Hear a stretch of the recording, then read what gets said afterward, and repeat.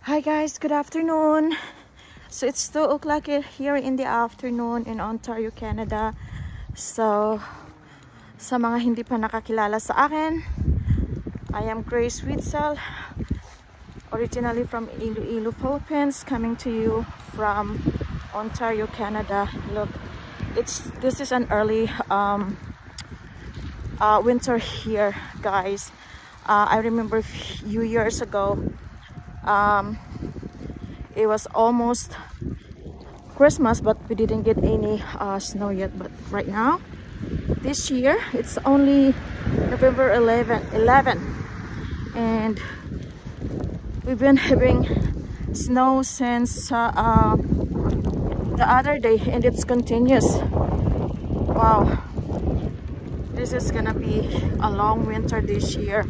So anyways, sa mga OFW dyan, wherever you are tuning in from right now, good afternoon, good morning, good evening.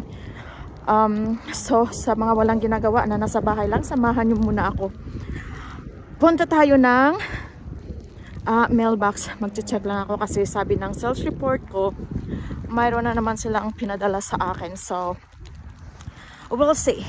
Isama ko kayo kasi ano ko lang to noon, wish ko lang to noon na pag nakakita ko ng mga kaibigan, kakilala o kahit hindi kakilala na sa social media, nag-flip-flex ng mga income nila from their online businesses.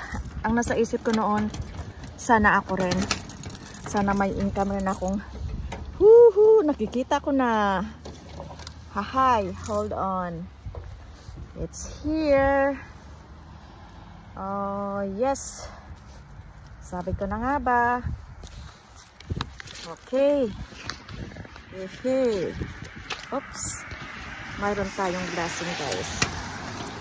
So yes, sa sinabi ko na wini-wish ko lang ito noon na sana ako rin, sana may matatanggap rin ito. So I know familiar na kayo sa mga ganitong envelope kasi marami na kaming mga living proof dito sa social media. I know marami na kayong nakikita na mga nagpo-post ng mga income nila from their online businesses. So isa na ako doon, a living proof. So guys, I know na lahat kayo dyan na nanonood,